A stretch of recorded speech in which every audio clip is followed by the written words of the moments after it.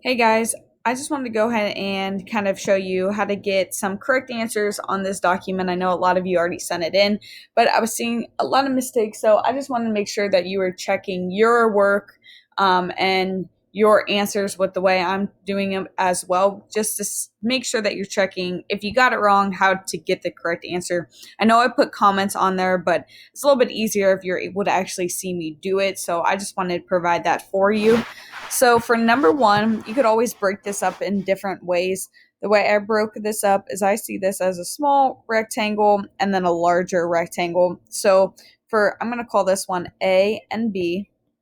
So for A, I could see that the one side length is 3. Now I have to go ahead and find this piece right here, right? So the way I can figure that out is I know this whole piece is 4 and over here is 2, so that means over here is also 2.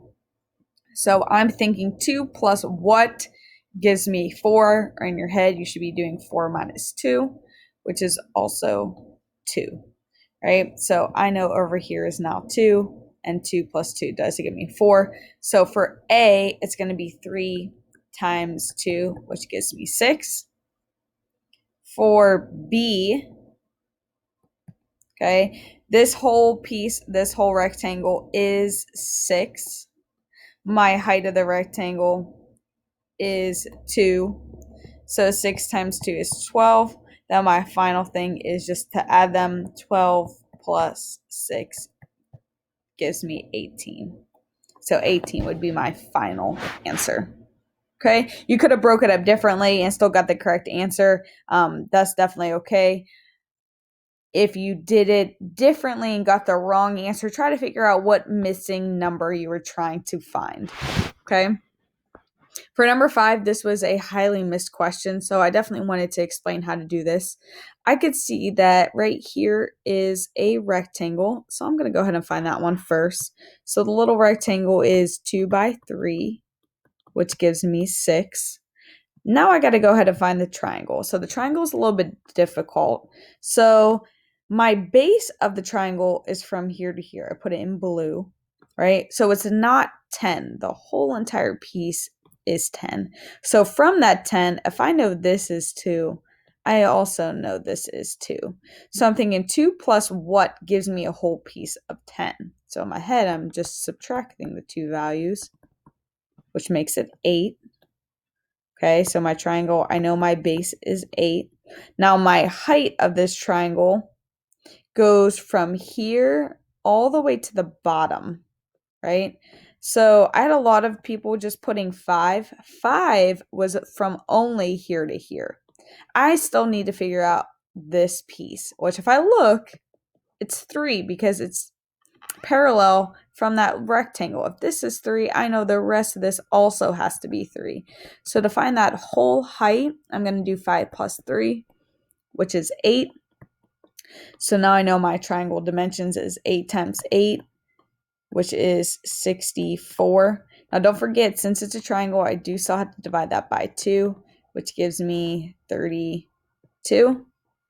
And then my final piece is I had to add those two values together, 32 plus 6. You should get an answer of 38.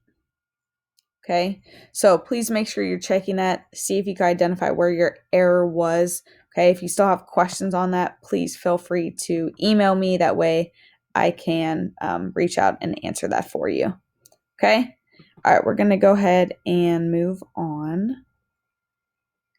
So let's try 7. Oops, didn't mean to move that. Okay, so for 7, I can see it's two shapes. I got a rectangle and a triangle. So my rectangle right here is from 8 to 12 is 8 times 12. 8 times 12 is 96. So now I just need to find my triangle. The triangle has a base of 8 as well, and a height of, it tells me over here, 6. So I'm going to do 8 times 6, which is 48. And then if I divide that by 2, I get 24. And then my last piece, 96 plus 24. You should get an answer of 120. Okay. Number 8, I didn't really put clear directions on that. So I wanted you to find the area of the shaded region. So remember, anytime I want to find the area of a shaded region, I can find the area of the whole entire rectangle, find the area of the whole entire triangle, and then subtract the two values to figure out what the shaded piece is. So I'm going to start with the rectangle. The rectangle is a 5 by 6, which gives me 30. My triangle piece is 3 by 3, which gives me 9. And then when I divide that by 2, I get 4.5. Right? So now to find the area of the shaded piece, it's like I'm taking this whole entire rectangle and I want to take away this triangle. So I'm going to subtract the 2. So 30, I'll put over here 30 minus 4.5. You should get an answer of 25.5. Okay? Okay, let's move on to the last question. This was another highly missed question. So I did see, though, the big mistake everybody was making, so I'll definitely address that when I get there. So when I see that slanted piece, I know I'm going to have a triangle. So here are my two shapes. My rectangle, I'm going to do that one first. It has a length of 8 and a width of 4.6. Right? So when I multiply those two together, I get 36.8. Now I'm going to find the triangle. So when I look at this triangle, I first got to figure out, okay, what's my base of this triangle? Now it tells me the whole piece is 18, but if I only want from here to here, I got to take away this 8 because down here is already 8. So 18 minus 8 gives me 10. I saw a lot of people had the 10, which makes me really happy. I'm glad you were able to see that base is 10. But my height is not 11. That slanted piece is 11. Whenever we talk about a height of a triangle, it has to be perpendicular. That means it goes straight up and down. This is my height. So my height is actually 4.6. So when I multiplied those two together, I get 4.6 times 10, which is 46. But then since it's still a triangle, I do want to divide that by 2, which gives me 23. And then now for my final piece, I do want to add those.